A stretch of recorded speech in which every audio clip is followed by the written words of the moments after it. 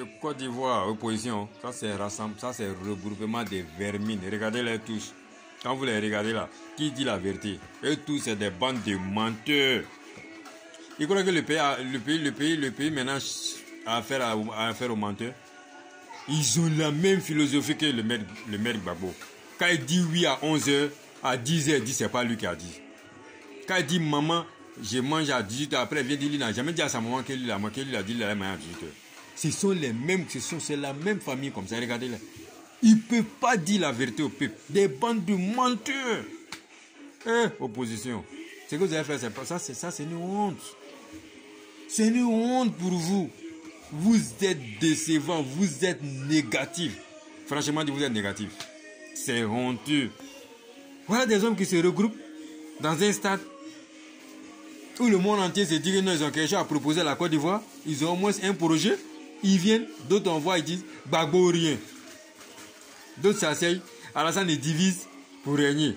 D'autres s'asseyent là-bas. Si Gbagbo et puis Soro ne viennent pas en Côte d'Ivoire, il n'y a pas d'élection. Quand même. C'est ça là que vous avez même proposé à la Côte d'Ivoire là. C'est ça là le monde entier attendait de votre regroupement là. Mais vous êtes ridiculisés. Vous êtes décevant. Vous êtes décevant, franchement dit. Laissez les Ivoiriens tranquilles. Ne croyez pas que quelqu'un va aller mourir à cause de vous. Ça, c'est fini. Moi, je comprends. En Côte d'Ivoire, là, quand on vole l'argent du peuple, là, non, et puis on ne te met pas en prison, c'est ce qui te fait que tu parles tous les jours. Ceux qui viennent voler l'argent des biens publics, là, si on les remettait en prison, là, on les jugeait en Côte d'Ivoire, là, comme de la manière que c'est fait actuellement en Afrique du Sud, là. Ceux qui viennent là, celui qui allait venir un projet, au lieu de venir des idées de venir voler l'argent du pays. Mais c'est parce que quand vous volez l'argent du pays, l'argent du contribuable pour aller déposer dans les banques européennes, en Côte d'Ivoire, il n'y a pas de juge pour vous poursuivre, pour vous envoyer en prison. C'est ce qui vous donne le courage de venir en train de rencontrer des condamnés chaque jour en Côte d'Ivoire ici. Vous voulez quoi? Vous avez fait 10 ans, hein? Vous n'avez pas travaillé, vous avez fait pour vous. Laissez le président va faire pour lui. Il va partir. Après ces 5 ans, là, 2025, là, il va partir. Quand il va partir, là, vous, là, à cause de vous, là, la Côte d'Ivoire va rentrer encore dans une guerre. À cause de votre égoïsme, tellement vous êtes égoïste. Une association où chacun est prêt pour trahir l'autre. Quand ça vous dit que vous êtes associés.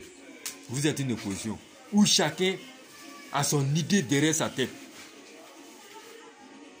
C'est comme on s'en va en jeu au football. Dès qu'on commence le football, l'autre là, lui, il est là. Quand c'est son collègue qui doit marquer, lui, il marque et puis il dit c'est lui qui a marqué. Des hommes qui sont prêts à se trahir.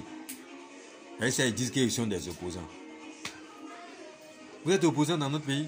Non, les Ivoiriens n'ont plus besoin de vous. Opposition, vous venez donner la guerre à la Côte d'Ivoire encore? Les Ivoiriens ne veulent plus des opposants comme ça. Le président l'a dit. Si vous êtes sourd là, vous n'avez pas lu le journal dans les 2 jours là. Il a dit chez ses parents de Ferké, chez ses parents de Korogo ici, il a dit quoi? Il dit lui à 80 ans, tu ne peux plus avoir la force pour diriger. Tu ne peux plus avoir la force de faire des trucs comme quelqu'un qui a 60 ans, comme quelqu'un qui a 50 ans. Ça veut dire quoi? Il a dit à ses parents de Korogo, c'est-à-dire lui là, si lui finit ses 5 ans là, lui n'a plus besoin de votre président.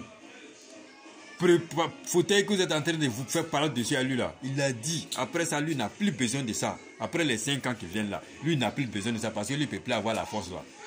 Lui va donner à une nouvelle génération. Et il a déjà donné à la nouvelle génération. Quand on se dit la vérité, le président a déjà donné le pouvoir à la nouvelle génération pour le laisser ici. En train de faire le mandat, on va le voter bientôt là, hein, pour ces 5 ans là. Il a déjà donné le pouvoir à la nouvelle génération. Ahmed Bagayoko, c'est un jeune.